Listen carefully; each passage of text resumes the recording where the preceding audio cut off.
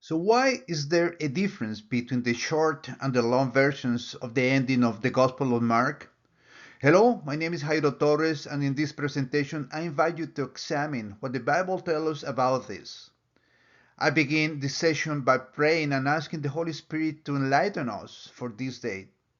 Let us remember what Paul tells us in 1 Corinthians 13:12. Now I know in part. We all begin with this limited knowledge. So what is the discussion about the short and the long versions of the ending of the Gospel of Mark? Some original manuscripts have only 8 verses, which is the short versions in chapter 16, while others have 20 verses, which is the long version. So why the controversy surrounding Mark 16? There is external evidence that shows discrepancies between the short version and the long version. The short version is the oldest Greek manuscripts which do not contain the verses 9 to 20. Examples include the Codex Sinaiticus, Codex 304, and Codex Vaticanus. Older copies in Syriac, Armenian, and Georgian end at verse 8. Older lectionaries do not include verse 9 to 20. The Church Fathers refers to both versions. So long versions refers to most of the Greek copies of manuscripts contain the long version, which include the 20 verses. Earlier copies in Sahidic Coptic show breaks between the short and the long endings with intermediate versions. Latin copies mostly contain the long versions. So what other differences are there? There is internal evidence that shows that verses 9 through 20 of chapter 16 of the Gospel of Mark use a different vocabulary and literary style than the rest of the Gospel of Mark. Some examples are cited here. For more information, please look at Mike Winger's research on this topic. So what do we know historically? We know that Peter was with Mark in Rome, according to 1 Peter 5:13, and we know that the day of his death was approaching, as he mentions in 2 Peter 1:14. But more important, that he was demonstrating that his gospel of memory should be available for everyone, which implies the distribution or copies of the original document as mentioned in 2 Peter 1:15.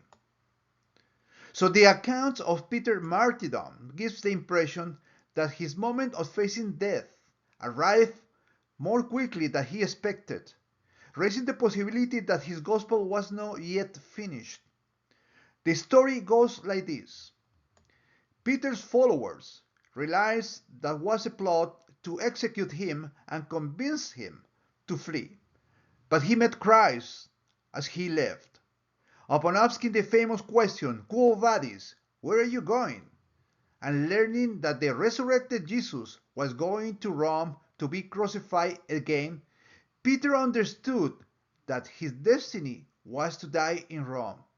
He returned, was arrested, and asked to be crucified upside down. The records place this around 62 AD.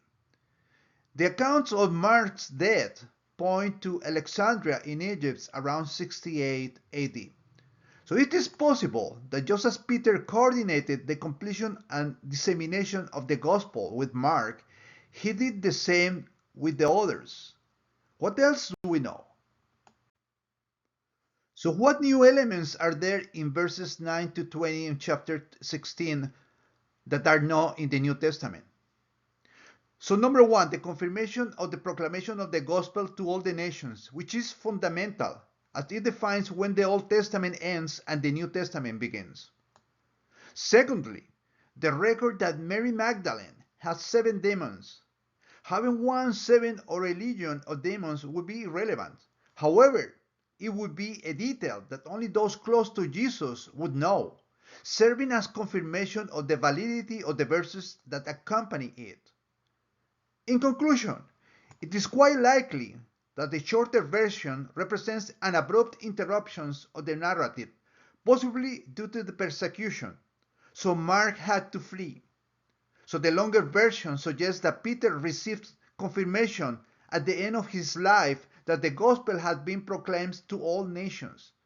But just as Peter ensured that the events were recorded with Mark independently of his departure, he very likely did the same since he was part of the group accompanying him, as recounted in the account of the Peter martyrdom. Keeping in mind our limited knowledge, as Paul expresses in 1 Corinthians 13:12, we hope to learn more details when we are in the presence of the Lord. Thank you for listening. Any comments that help us to improve our understanding are welcome. Blessings, Jairo.